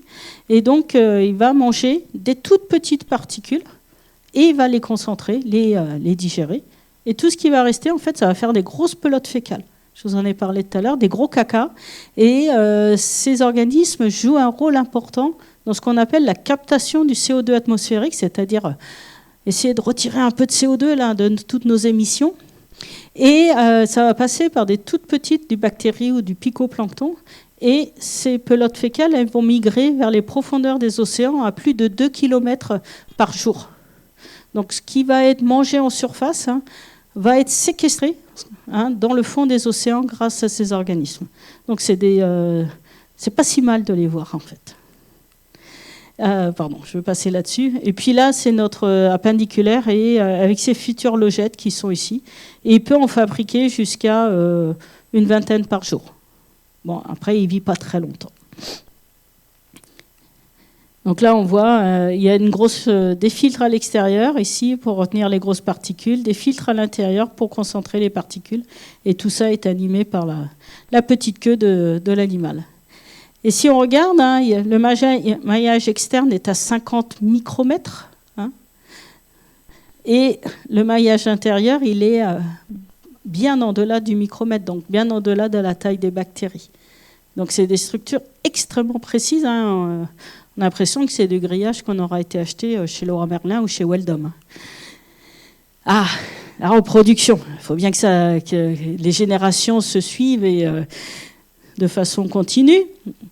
Alors il y en a, les cténaires, eux ils ont compris tout. Ils sont hermaphrodites, ils sont mâles et femelles en même temps, ils ont besoin de personne. Alors, on peut avoir un seul individu et on aura une population. Ça suffit, et ils n'ont même pas besoin d'être deux. C'est très efficace, c'est très rapide. Ça fait 10 000 œufs à la journée. Donc, c'est pour ça aussi que c'est des espèces qui sont potentiellement très invasives. Les méduses, je vous disais, il y a méduses mâles et femelles qui vont fabriquer qui vont relarguer leurs gamètes. On va avoir une planula. La planula va former des polypes. Les polypes, c'est l'équivalent de ce qu'on peut trouver, les récifs coralliens, c'est des cousins. Hein. Et les polypes vont fabriquer des assiettes à l'envers. Et chaque petite assiette, hein, chaque petite future méduse hein, va se détacher du polype. Et souvent, dans les aquariums, ils gardent les polypes. C'est plus facile de fabriquer des petites méduses à partir des polypes que d'aller pêcher des méduses dans le monde. Donc après, il y a Pelagia qui fait rien comme tout le monde, qui n'a pas de polypes. Donc c'est comme ça. Il y a toujours les règles et les exceptions. Un cas qui était assez original, chez cette espèce de cuboméduse, en fait, le mâle va relarguer ses gamètes et la femelle va venir mettre une tentacule à l'intérieur, un peu comme si elle allait traire le mâle, récupérer les gamètes et les mettre sous sa cloche pour aller féconder ses gamètes. Bon, ça a été observé uniquement chez cette espèce-là, mais c'est assez rigolo et puis c'est le travail de collègues, ça fait toujours plaisir de le voir. Chez les salpes, c'est beaucoup plus complexe, avec plein de stades de vie différents qui fabriquent des colonies. Les premières colonies sont femelles. En vieillissant, elles vont devenir mâles. Comme chez le mérou, c'est pareil. Chez le mérou, ils sont femelles et puis ils deviennent mâles après. La reproduction se fera entre les vieilles colonies mâles et les jeunes colonies femelles. Voilà. Et puis chez les imperniculaires, on a des femelles aussi. On reconnaît très bien les gamètes femelles, hein, les ovocytes, et puis la tête remplie de spermatozoïdes du mâle. Donc voilà, il y a différents types de reproduction chez ces organismes. C'est pour ça que souvent on a du mal par défaut, on a tendance à les mettre ensemble, mais on voit que l'alimentation est différente, la reproduction est différente, le cycle de vie est différent. Donc il faut essayer de les remettre chacun à sa place. Alors, on sait à peu près comment ça naît. On a une vague idée comment ça grandit. Et le problème, c'est qu'on ne sait pas trop ce qui se passe ou quand se passe la fin de ces organismes. On n'a pas d'outils pour savoir combien de temps ça vit. Et le problème, c'est que quand on s'intéresse à une population, c'est important de savoir combien de temps les organismes vivent. Mais ça, on ne le sait pas. On n'a aucun outil qui nous permette de savoir si cette méduse-là a 6 mois, 1 an et demi ou pas. Parce qu'en fait, si elles n'ont pas à manger, elles vont s'autodigérer. C'est pratique. J'ai essayé, ça ne marche pas. Donc, et on peut avoir une grosse méduse qui a eu à manger à côté d'une petite méduse, mais qui peuvent avoir le même âge. Donc la taille n'est pas du tout un critère qui nous permette de savoir quel âge elles ont. On espérait avec les statolithes, les espèces d'oreilles internes, là, comme sur les otolithes, on a des stries de croissance comme sur les arbres. On espérait avoir la même chose, mais en fait, non, c'est beaucoup plus compliqué. Ça peut peut-être marcher sur les cubozoaires, mais on ne sait pas. Et en fait, on en a gardé, mes collègues de Villefranche en ont gardé certains en vie, des Pélagia, pendant plusieurs mois, voire années. Mais le problème, c'est que Pélagia, je ne vous ai pas tout dit, hein, elle passe sa journée à 600 mètres de fond. C'est difficile à reproduire au laboratoire. Donc, on va mettre un aquarium le long de la Tour Eiffel et ça ne suffira pas. Donc, ce qu'on reproduit en laboratoire est souvent relativement éloigné, voire très éloigné de ce que les animaux vivent dans le milieu naturel. Et là, c'est quelque chose qui nous manque. Hein. On n'a pas trouvé d'outils pour le moment, mais on continue à chercher. Donc, je vous le disais, 650 millions d'années, 500 millions d'années. Ah oui, il y a des traces. Hein, de nos gélatineux qui ont été observés dans différents endroits du monde. Donc voilà, c'est des animaux qui sont là depuis très très longtemps. Si vous avez visité la grotte Cosquer, il y a une supposition, moi je n'y crois pas trop, qu'il y aurait des dessins de méduses sur les murs de la grotte Cosquer. Ça pourrait être très bien des poulpes. Hein. Je revendique aucune réalité à la présence des méduses à cette époque-là, mais ça pouvait être important. Et donc ces animaux ont mauvaise presse. Vous voyez, ils sont différents, ils ont des cycles de vie différents, mais en fait, ce sont quand même quelque part nos amis. Et pourquoi c'est nos amis? C'est parce qu'en fait, ils ont un rôle majeur dans le fonctionnement de nos écosystèmes, que ce soit marins, principalement, parce que c'est là où on en trouve le plus, mais aussi d'eau douce. Parce qu'en fait, ils vont servir aussi de protection à une grande partie de poissons. Bon, vous connaissez Nemo et son anémone, c'est la même chose. On a des poissons qui vont vivre dans les tentacules de méduses pourtant urticantes, hein, mais bon, ils ont fait copain-copain, ils risquent rien. Et ils viennent se protéger des prédateurs, d'autres poissons, d'autres oiseaux, hein, qui peuvent venir vouloir manger ces poissons. Ils rentrent sur leur méduse et ils sont protégés. Et on voit souvent ces associations grâce au fait qu'il y a de plus en plus de plongeurs, des gens qui vont plonger dans des endroits sympathiques, ou voir des plongées de nuit, qui nous rapportent des observations que malheureusement on ne peut pas, nous, être sous l'eau ou sur l'eau 24 heures sur 24. Donc on voit plein d'associations entre des méduses et des poissons. Il y a même des oiseaux qui ont compris que sous les méduses, il y avait des poissons, et qui vont plonger et remonter et venir picorer les poissons en ayant fait un peu peur à la méduse. Hein, elle va voir une ombre arriver, avoir tendance à se décaler et rendre ces poissons exposés au bec de ces charmantes petites proies. Ces gélatineux, ils servent aussi de moyen de locomotion à beaucoup de larves de crustacés. Là, on a une très jolie larve de langouste, homard, quelque chose dans ce genre-là. Et en fait, ils vont profiter de la flottabilité relativement neutre de ces méduses pour s'accrocher dessus. Et comme ça, ils ne dépensent pas d'énergie à nager. Et l'énergie, ils vont l'investir plutôt dans la croissance. Si jamais ce sont des adultes et des femelles, elles vont l'investir dans la reproduction. Et donc, on trouve plein d'organismes. Là, on a une autre crevette. Là, on a des petits amphipodes. Alors, c'est des bébés qui sont en train de manger leur gélatineux. Normalement, quand ils auront fini de le manger, ils seront en âge de nager par eux-mêmes. Mais on peut trouver des choses assez rigolotes, hein, et dans plein de types d'organismes différents. Donc, il y a un rôle important dans la survie d'autres organismes. On va trouver même des poulpes dans certains. Et puis, la fameuse phronime. Bon, vous avez dû tout voir ou entendre parler du film Alien, hein. Et le monstre d'Alien, c'est ça. Hein, l'exemple qui a été pris, c'est la phronime avec cette grosse tête très très terrifiante et ses grosses pinces. Mais voilà, elle vit à l'intérieur d'un... Voilà, je ne sais pas trop ce que ça devait être, peut-être une salpe. Elle a tout nettoyé, elle s'accroche dedans, elle va pondre et elle va garder ses petits comme ça à l'abri. Elle n'a pas besoin de nager, ou très peu, pour pouvoir rester en flottabilité neutre. Et elle va investir beaucoup plus d'énergie et avoir plus de petits que d'autres espèces équivalentes qui, elles, n'utilisent pas les salpes ou les dolioles ou autres gélatineux comme maison. Après, il y a des crabes, il y en a même qui se protègent en se mettant une méduse bien urticante sur la tête. Hein. On va pas venir me manger. Et donc, il y a des associations, hein, et on est très loin certainement de toutes les avoir cernées là-dessus.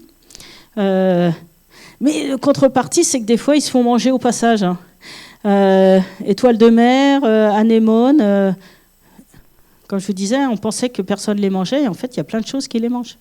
Donc, il y a vraiment une grande quantité d'organismes marins qui vont les manger, alors volontairement, involontairement, de façon épisodique, ou en faire éventuellement leur unique nourriture. On a même des choses bizarres, hein, comme la langoustine qui vit pourtant dans des terriers. Et on va retrouver dans son régime alimentaire des organismes des méduses, hein, ou des siphonophores qui vivent dans la colonne d'eau, hein, donc qui n'ont rien à faire sur le fond de la mer.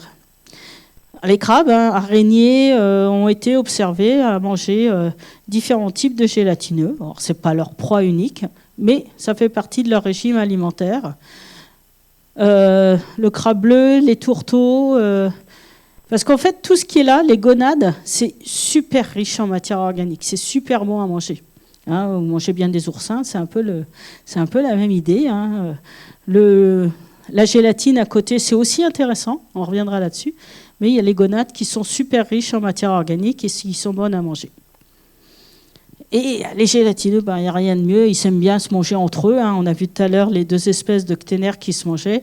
Là, il y a plein d'exemples, hein, sur ces associations de prédation, hein, qui ont été observées dans le monde. Alors bien sûr, les poissons, Il y a plein de poissons qui mangent des coraux, il y a plein de poissons qui mangent des méduses, c'est souvent les mêmes. Dans les eaux tropicales, on va trouver les balistes et autres. Le fameux poisson-lune. Hein, on sait très bien que quand on a des poissons-lunes, on a des méduses pas loin. Bon, les poissons-lunes, ça mange aussi plein de cochonneries, mais bon. La dorade coryphène, les bogues. La semaine dernière, on a vu, qu'est-ce qu'on a vu? On avait des girelles, on avait... en fait, quasiment tous les poissons vont s'y attaquer d'une façon ou d'une autre. Et donc, on retrouve les squid, je perds mon français, je suis désolée. Les poissons plats, on a différents types de poissons qui mangent. On retrouve des traces d'ADN dans leur tractus digestif. Ils ont mangé des gélatineux à un moment ou à un autre. Et puis, on a nos fameuses tortues. On parle souvent des tortues parce que elles aiment bien manger des méduses. Elles aiment bien manger autre chose comme gélatineux aussi, mais elles mangent beaucoup de méduses. Et là, c'est une tortue lutte, hein, c'est quand même quelque chose d'assez impressionnant, c'est gros, qui vont manger c'est des toutes petites méduses carrées, c'est pas des méduses boîtes, hein, c'est des toutes méduses carrées. Et elle va être capable d'en manger quasiment de façon extrêmement importante et après de jeûner pendant une très longue période de temps. Donc, elle a assez d'énergie pour survivre grâce à ces méduses. Mais elles peuvent manger aussi d'autres choses. Là, on a un pyrosome. Elle l'a embarqué avec elle et elle va le manger tranquillement en se promenant. Ça fait partie de ce régime alimentaire. Et si on regarde, alors je suis désolée, c'est aussi en anglais, on a des salpes, des méduses, des salpes. Et en fait, ça mange plein de choses qui est gélatineux. On a aussi les oiseaux. Alors, c'est peut-être plus anodin.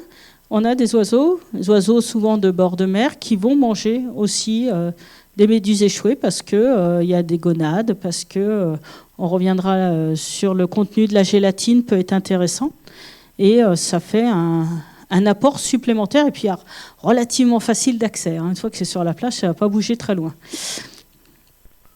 Et bien, on va retrouver même les puffins. On a certaines mouettes, certains goélands qui peuvent manger aussi ces organismes, soit à terre, soit qui flottent en mer. Et puis on a des choses un peu plus bizarres. Une espèce de vison qu'on a vu manger nos fameuses salpes qui étaient en bord de mer. Là, il n'a pas été loin, hein. Il a juste mis le pied, la truffe dans l'eau et il a récupéré des salpes. Hein. C'est pour vous dire la réponse de tout à l'heure, ça peut être très proche de la côte. Et voilà, on a quand même un grand nombre d'organismes, et certainement plus importants à force d'étudier, qui montrent que ces animaux servent d'alimentation et ne sont pas justement une fin en tant que telle. On a même... alors, ce n'est pas les sangliers qu'on a sur le campus de Lumini à Marseille, mais des cochons sauvages. Ça, c'est sur des plages de Thaïlande et ils vont volontairement manger les restants de cette méduse au sable. C'est un apport en minéraux, un apport en eau aussi, hein, qui est loin d'être inintéressant a priori. Il y a son collègue qui arrive derrière pour l'aider à finir ces méduses. Donc on voit que dans le milieu marin, c'est quand même quelque chose d'extrêmement intéressant. Mais il n'y a pas que. Ça vous dit? Qui en a déjà mangé? Et alors? On est d'accord. En fait, si on exclut les pêcheries pour les poissons, pêcherie dédiée invertébrés, pêcherie et aquaculture. On voit qu'au niveau mondial, hein, ce sont les méduses qui sont les plus pêchées ou en aquaculture dans le monde. Hein, après, on a les palourdes, les poulpes, les homards, les raies, les moules, ils sont ici. Donc c'est vraiment une ressource alimentaire qui est très loin d'être anodine. C'est vrai que c'est plutôt dans les pays asiatiques qu'on peut en manger. On voit que les captures mondiales sont principalement axées sur l'arc Indo-Pacifique. Mais on a aussi des pêcheries qui sont plus récentes, hein, dans le golfe de Californie. On a un petit peu dans le golfe du Mexique. Et voilà, il y a un engouement, entre guillemets, ou une utilisation alimentaire de ces organismes. Et si on regarde, ça c'est les données récupérées par la FAO, hein, c'est un organisme mondial, et on voit que la Chine, depuis, en fait, ça fait 1800, 1900 ans qu'ils en mangent. Hein, c'est pas tout nouveau dans leur alimentation. Ils en pêchent entre 200 et 600 000 tonnes par an. Et si on regarde, depuis les années, on va dire les années 90, on a de plus en plus de pays qui se sont dit, tiens, on peut aussi peut-être aller en pêcher, peut-être que ça peut rentrer dans notre régime alimentaire. Ça va être le plus gros problème en France, c'est que ça faire comprendre qu'on peut manger des méduses. Mais voilà, au niveau mondial, il y a eu un élan, hein, vers l'utilisation des méduses pour l'alimentation humaine et l'alimentation du bétail. Alors il y a quelques espèces qui sont pêchées, il ne faut pas manger n'importe quoi. Il y a une douzaine d'espèces qui sont correctes pour l'alimentation humaine. Il y a des gens qui disent qu'on peut manger des pélagias. Non, on ne mange pas les pélagias. D'une part, ça n'a aucun intérêt parce que la cloche, elle est trop fine, il n'y a rien dedans. Il faut les grosses méduses comme les Rhizostoma pulmo qu'on a trouvé tout à l'heure ou Crambionella orsini. Et là, c'est des pêcheries dédiées à ces captures de méduses. Ce n'est pas des pêcheries où on voulait pêcher du poisson et on a des méduses. C'est vraiment des pêcheries dédiées. Et en Chine, ils font même du relargage de bébés méduses dans le milieu naturel pour réaugmenter la capacité de capture. Bon, ça n'a pas un fort rendement parce qu'ils vont en récupérer à peu près 1 sur 15. Bon, ce n'est pas 1% de capture, c'est pas très bon. Alors, qu'est-ce qu'on en fait de ces méduses quand on les attrape ? Alors, il y a un process qui existe, c'est aussi pour ça qu'on n'a pas actuellement de process en France, c'est qu'on utilise du sel d'aluminium. Il n'est pas obligatoirement bon pour la santé. Mais pour pouvoir avoir une méduse à l'intérieur quand on la mange, il faut que ce soit croquant sur l'extérieur et mou dedans. C'est un peu comme les champignons noirs. C'est un peu la même consistance. Et en fait, le sel va la dessécher. Hein, on va passer de 95% d'eau à peu près 65%. Et le sel d'aluminium permet de garder le côté croquant. Donc actuellement, on n'a pas d'équivalent et c'est aussi pourquoi on n'a pas trop de développement peut-être de cuisine autour de ces animaux parce que ce n'est pas autorisé en France. On peut l'importer, mais on ne peut pas faire le process en France. Donc il y a tout un process, on assèche, après la valeur est fonction de la taille de la cloche, de la couleur. Les bras buccaux sont aussi vendus, il y a tout un commerce là-dessus. Et après on en fait une salade, si vous voulez. Je peux vous donner la recette, c'est pas compliqué. On prend un sachet qu'on achète dans le meilleur magasin asiatique qui existe. Je pense que sur Valence, il y en a. Vous allez demander, souvent ils regardent avec des yeux ronds, mais il y a toujours quelqu'un qui sait s'ils ont de la méduse ou pas. C'est vendu prêt à l'emploi.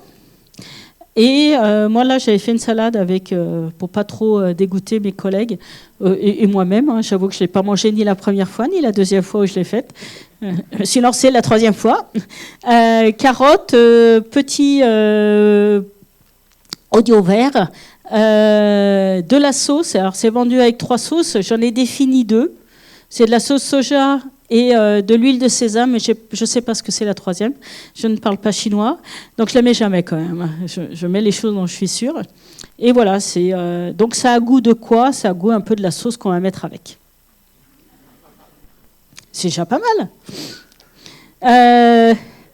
Mais on peut faire plein de choses. J'ai fait... en tempura, c'est pas mal, mais c'est parce que c'est le batteur, la croûte qui est bonne aussi. Mais c'est pas mal. Je les ai fait avec une sauce au vinaigre et j'ai fait des bonbons à la méduse. C'est-à-dire que j'ai fait un caramel dans lequel j'avais trempé des méduses que j'avais passées au colorant rose. C'est parti comme des petits pains. Et j'ai fait des gâteaux. Alors, c'est pas les miens, ceux-là. Ça, c'est des biscuits qui étaient vendus au Japon Et j'en ai reçu un paquet le jour qui est parti du Japon le jour de Fukushima. Bon, a priori, si c'était plus au sud, ils étaient bons. Mais il y a toute une économie très développée autour de ces méduses dans les pays asiatiques, et ils font des packaging incroyables. C'est vraiment quelque chose que tout le monde connaît. Et c'est un peu considéré comme le plat du dimanche aussi. Donc pour les personnes intéressées, il y a beaucoup de protéines. Il n'y a pas de gras, il y a un petit peu de sucre. C'est très riche en calcium. Il y a la vitamine B1 et de la vitamine B2. Et ça fait partie de ces aliments basse calories qu'on peut rechercher, puisque ça fait 32 calories par 100 grammes. Donc, vous pouvez tenter. Ça se mange bien. Il n'y a pas d'allergie connue à ces méduses. Il n'y a plus de cellules urticantes, je vous rassure. Il n'y a pas de petit côté... Voilà. Et donc voilà, on peut les trouver sous différentes formes dans les restaurants, en espèce de sushi. Voilà. Ouais, les sachets, de toute façon, sont sous vide, mais j'ai acheté déjà des vraies méduses dans un bac comme ça, c'est pas qui traînait, mais au fond d'une chambre réfrigérée quand j'étais en Afrique du Sud. J'ai demandé un quart de méduse, je suis ressortie avec mon morceau comme ça. Voilà, j'étais contente. J'étais pas trop sûre de ce que j'allais en faire, puis j'ai trouvé. Donc voilà. Le problème, comme je disais, c'est le sel d'aluminium à haute concentration, c'est pas bon pour la santé. Donc il faut pas en manger beaucoup. Ça peut entraîner des problèmes gastriques et puis autres chez bon nombre d'organismes. Oui. Il n'y a pas que la France qui n'autorise pas le sel d'Alain, mais qui autorise l'importation. Ouais. Et puis, il y a plein de choses qui se développent. Alors, l'intérêt culinaire, là, c'est même sur la préparation. Voilà, il y a des tests pour justement remplacer le sel d'Alain, mais on se retrouve plutôt avec des chips. C'est pas mal aussi les chips, mais ça perd quand même. On peut pas faire grand-chose avec une chips de méduse, quoi. Ça, c'est les travaux de collègues italiens. Ils ont essayé plusieurs choses, mais malheureusement, il y a rien qui garde cet intérêt croquant, mou, voilà, qui est recherché.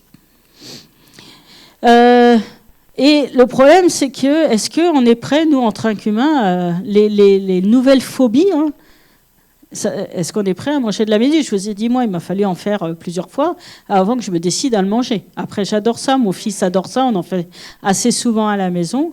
Mais c'est vrai, il faut franchir le pas un petit peu, voilà, de se dire, je vais manger de la méduse, quoi. C'est pas tout le monde est prêt à le faire, et c'est aussi, il faut développer un marché là-dessus. Mais en fait, ces méduses, elles ont aussi, juste pour finir la présentation, on a vu l'alimentation, ça va aussi avoir plein de rôles intéressants qui sont en cours de développement actuellement. En cosmétique, on reviendra sur les insecticides, en pharmaceutique, en alimentation pour les animaux, et ainsi de suite. C'est un très bon fertilisant. Donc on peut passer de nos fertilisants chimiques à l'utilisation de méduses. Et en fait, ça remonte à très très longtemps. Les Phéniciens, alors, on m'a raconté, j'ai cru sur parole parce que c'est plausible, utilisaient sur les pieds de vigne des pélagias dans le sud de la France. Parce que ça a des apports en éléments nutritifs, en eau, aussi un peu en sel, donc il ne faut pas trop abuser. Mais voilà, ils ont fait des tests sur différentes méduses, et ça pousse aussi bien qu'en utilisant un fertilisant d'origine tout à fait chimique. Ça a été utilisé aussi sur la croissance du pin noir, du chêne des marais. Donc potentiellement une alternative à des engrais plus ou moins autorisés ou ayant des impacts sur les organismes.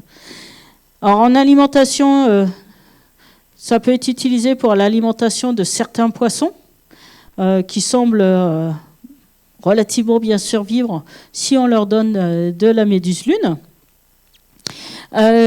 En pharmaceutique et en sciences médicales, il y a des peptides anti-hypertension Anticoagulants, antimicrobiotiques, antioxydants. Il y a beaucoup de composés bioactifs qui peuvent être utilisés en médecine. Et on reviendra là-dessus, il y a du collagène et des mucines, on verra juste après. Donc ça a un potentiel. La composition de la cloche et les toxines ont un très fort potentiel d'utilisation en médecine. Bon, elle est très moche, ma figure, là, c'est pas très grave. Entre autres, ça va être le collagène. On parle tous des crèmes au collagène. Alors, je ne vais pas vous dire de vous mettre une méduse sur la tête, c'est pas ça. Mais le collagène qui est contenu dans les méduses, pardon, je vais revenir sur celle-là, on ne voit pas très bien. Mais dans les méduses de grosse taille, surtout, les rhizostomées et la méduse œuf au plat, c'est des méduses qui ont une cloche très dense. Le collagène, c'est du collagène qui est très proche du collagène de bébé et donc qui peut être utilisé en crème. Il y a je crois une ou deux sociétés en France qui s'est attaquée à l'idée de produire des produits cosmétiques, crème de jour, crème de nuit, ce que vous voulez. Et c'est quelque chose qui est assez facile à extraire, entre guillemets. Le problème majeur qu'on a, c'est la ressource. Les méduses, elles viennent quand elles ont envie. C'est-à-dire que quand les courants sont favorables pour les ramener à la côte. Et c'est le problème majeur qu'on a actuellement pour faire une réelle économie dans les eaux européennes. C'est la présence de ces méduses qui est beaucoup trop aléatoire pour qu'on arrive à établir quelque chose d'économiquement fiable et viable. Alors, est-ce qu'on pourrait remplacer aussi la gélatine qui est souvent d'origine mouton, bœuf dans certains bonbons, c'est pas très bon. On pourrait très bien envisager une alternative à partir de gélatine de méduse. Et ça permet aussi de parer à certains, on va dire, difficultés par rapport à certaines religions d'utiliser tel ou tel animal. Pourquoi j'ai mis celle-là? Oui, c'est hypertenseur, comme tu disais, ça a des effets. La méduse mortelle, Chironex fleckeri, pourrait avoir des effets cardiovasculaires particuliers. Est-ce que les hydrolysats de méduses peuvent être utilisés contre le diabète, l'inflammation? Voilà. Il y a plein de travaux, très peu en France en fait, aussi bizarre que ça paraisse. Beaucoup de travaux à l'étranger qui sont en lien avec l'utilisation de ces méduses. Voilà, anticoagulant, voilà. La liste est très très longue et s'étend de jour en jour. Et a priori, en plus, comme il n'y a pas trop d'allergies, c'est relativement facile à utiliser. Voilà, il y a plein de choses qui peuvent être faites sur ces méduses. Voilà.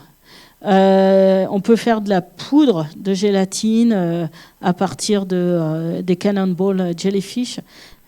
La liste est extrêmement longue de la recherche actuelle, autre que de la recherche, comme je fais moi, sur la biodiversité, l'écologie de ces organismes qui se développent aussi par ailleurs dans le monde. Voilà, d'utiliser le collagène de certains. Alors ça peut avoir un effet protecteur par rapport aux UV, qui sont quand même assez néfastes pour notre peau. Voilà. Donc quelques exemples de crèmes que vous pouvez peut-être trouver chez votre pharmacien ou autre. Après, il y en a qui vont très loin, qui veulent utiliser ces collagènes comme papier absorbant, le mettre dans les couches des bébés. Pourquoi pas, mais bon, ça existe et ça a été testé. Il y a cette espèce de méduse, il y a une substance qui s'appelle la mucine. La mucine, c'était extrait souvent du mouton, de la vache, mais avec les problèmes de vache folle, de tremblante du mouton et autres. Ils ont essayé de trouver une alternative et les méduses ont une mucine qui a un rôle facilitant, entre autres, les articulations qui pourraient être utilisées. C'est aussi des choses qui sont en cours de développement dans le monde. Et puis, bien sûr, il y a tout ce qui va être autour de la toxine. est-ce que ces toxines peuvent être utilisées pour soigner certaines maladies touchant plutôt les neurones, peut-être la maladie de Parkinson, Alzheimer, ce genre de choses. Et il y a des études qui se développent là-dessus sur le rôle que pourraient jouer ces toxines pour peut-être aider à mieux vivre plus ou moins vieux, ou en tout cas en meilleure santé. Donc voilà, on peut aussi utiliser ces méduses contre insecticides. Là, il y a ce petit ver, là, cette petite chenille, en fait, est très sensible au venin de la Nemopilema nomurae, la méduse géante du Japon. Donc il y a des tests aussi qui sont faits pour limiter, une fois de plus, l'idée c'est de limiter les engrais, les produits chimiques vers des produits plus ce qu'on appelle Based Nature Solution, basés sur la nature. Les méduses qui vivent sur le dos peuvent être utilisées aussi pour faire du suivi de pollution de métaux. Elles vont avoir tendance à accumuler les métaux. On peut plus facilement les prendre, faire des mesures et vérifier l'état de certaines zones marines. Elles aiment bien aussi les zones de mangroves, le long des îles, en Guadeloupe, en Martinique, on en a souvent dans les mangroves ou dans les zones de port. Donc ça peut être des animaux qui peuvent nous servir à faire de la biosurveillance, et peut-être d'avoir des alertes précoces sur certaines zones polluées. Alors, les filtres, on sait tous, on utilise des nanoparticules à peu près dans tout notre quotidien. On sait très bien qu'on ne sait pas les capturer. Et il y a des travaux qui ont été réalisés par des collègues de Marseille et de Villefranche, où en fait, ils se sont rendus compte que ils ont été avec des nanoparticules d'or, mais ça marche aussi avec d'autres types de nanoparticules. Et en mettant de la bave, la méduse, quand elle est stressée, elle va avoir tendance à fabriquer du mucus. Et en mettant ce mucus avec des nanoparticules, ils se sont rendus compte qu'en fait, il y avait une agrégation entre le mucus et les nanoparticules qui permettait, une fois que c'était agrégé, de les enlever. Donc ça marche très bien, une fois de plus. Il y a beaucoup de choses qui marchent dans les laboratoires.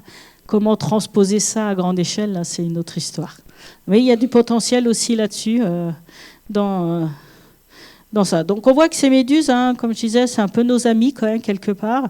Elles ont beaucoup de solutions, de potentiel de solutions pour améliorer notre quotidien, donner des sources alternatives à des produits qui sont plutôt néfastes. Je ne dis pas que c'est facile, ça se saurait. Et comme je disais, Equorea Victoria a obtenu le prix Nobel de chimie parce que justement on peut, grâce à cette protéine, la GFP, tracer l'expression de certains gènes. Après, on peut s'amuser à faire des lapins verts, des souris vertes qu'on met sous son chapeau. Pour la référence, je pense que vous l'aurez, contrairement à mes étudiants. Et voilà. Merci de votre attention.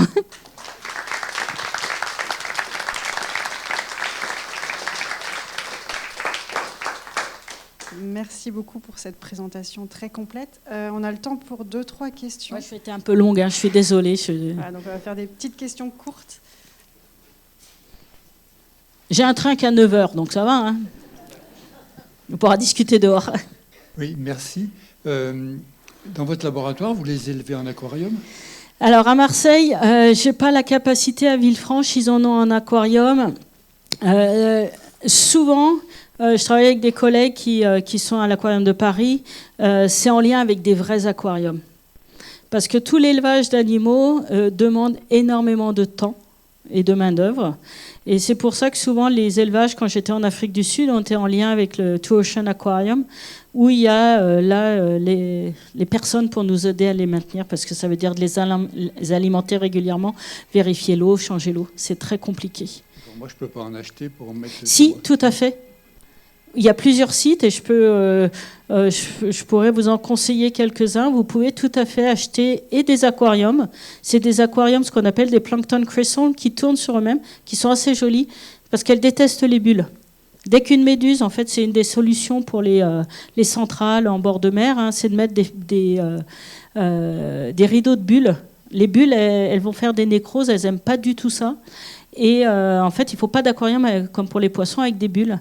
C'est un système qui oxygène l'eau un peu en extérieur et qui réinjecte l'eau oxygénée là où il y a les méduses. Donc ça, c'est possible et on peut en acheter. Et à peu près, je ne sais plus combien d'espèces ils ont en vente dans le monde.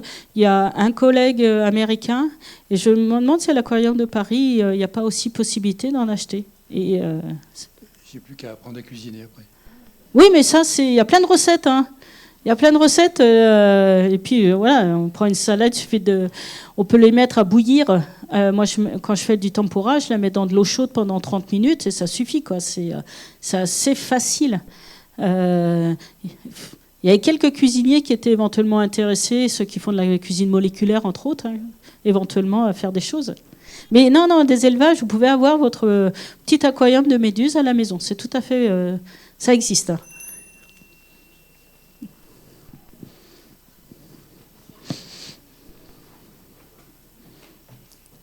Après, il faut leur parler gentiment, c'est comme on plante. Hein.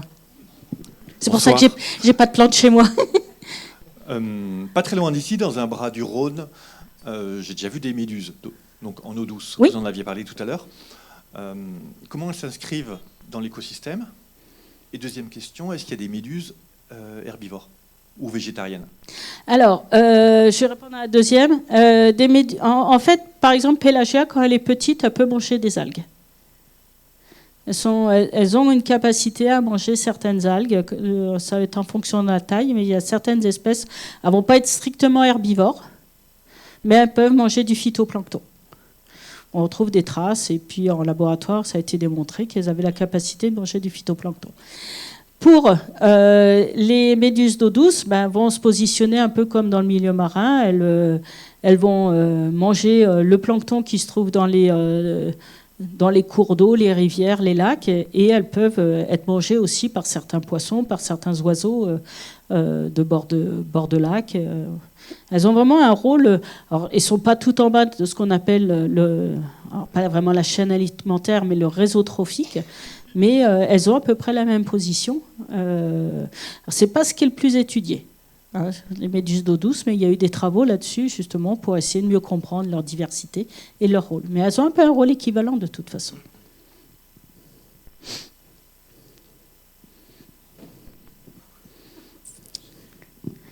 Est-ce qu'on a d'autres questions? Il y a une question devant.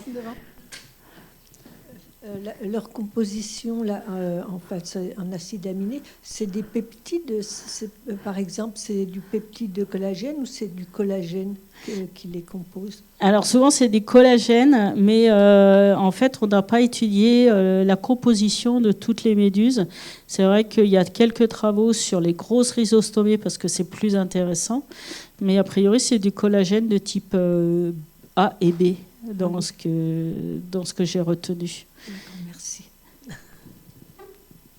Est-ce qu'on a une dernière question?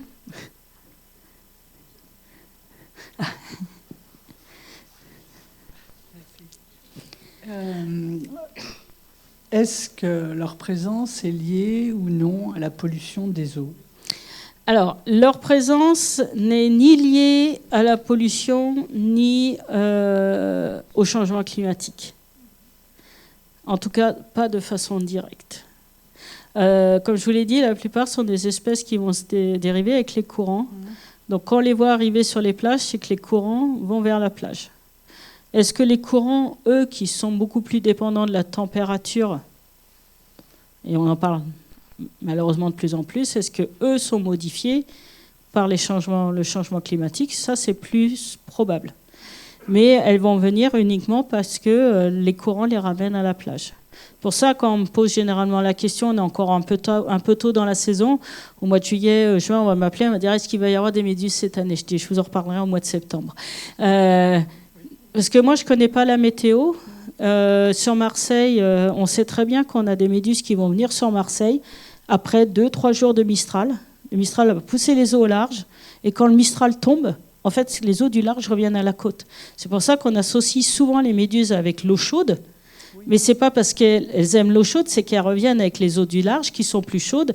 Et quand il y a du Mistral, il y a un phénomène de pooling qui refroidit les eaux en plus. Donc on a l'impression qu'elles sont en lien avec ça. Mais on a des arrivées de pélagia qui peuvent avoir au mois de janvier. Hein. Donc c'est pas lié à ça. La pollution non plus, mais ce qui se passe avec la pollution, souvent la pollution organique ou minérale, ça va désoxygéner l'eau. Et on le voit à la sortie de certaines rivières, ça a été le cas à la sortie du Pô, par exemple, le fleuve côtier. Les poissons qui peuvent se déplacer, ils vont fuir la zone parce qu'il va y avoir moins d'oxygène. Les espèces comme les crabes qui peuvent se déplacer aussi, les espèces qui sont fixées, elles sont fixées, elles vont mourir. Et les méduses ont une capacité à résister à des seuils d'oxygène très bas et peuvent perdurer plus longtemps. Et souvent, on va se dire « c'est pollué, il y a des méduses ». Mais c'est parce que les méduses, elles sont un peu le signal de dire « oui, vous avez un peu trop déconné là. Nous, on reste parce qu'on est capable de rester, mais il va falloir faire quelque chose ». Donc c'est pour ça que l'association, elle n'est pas directement, la méduse n'aime pas plus que ça les eaux polluées, mais elle est capable de rester à une résistance plus élevée. Voilà, donc quand on voit des arrivées massives, c'est juste qu'elles arrivent avec le courant. Il y a certaines zones où on a vu en Namibie, c'était en lien avec une surpêche des petits poissons pélagiques, la sardine, l'anchois, qui ne sont pas des prédateurs, qui sont des compétiteurs qui mangent la même chose que les méduses. En Méditerranée, on pourrait ramener toutes les tortues du monde qu'on veut, ça ne limitera pas les pélagiens, et puis après, il y aura trop de tortues, il faudra les manger. Voilà, c'est plus une relation compétiteur pour les méduses avec ces petits poissons qui ont été surpêchés dans beaucoup d'écosystèmes du monde, où on voit souvent un lien entre une augmentation et des méduses en lien avec ces surpêches de poissons. Merci beaucoup. On va s'arrêter là, vu l'heure. Merci beaucoup Delphine Thibault. Merci.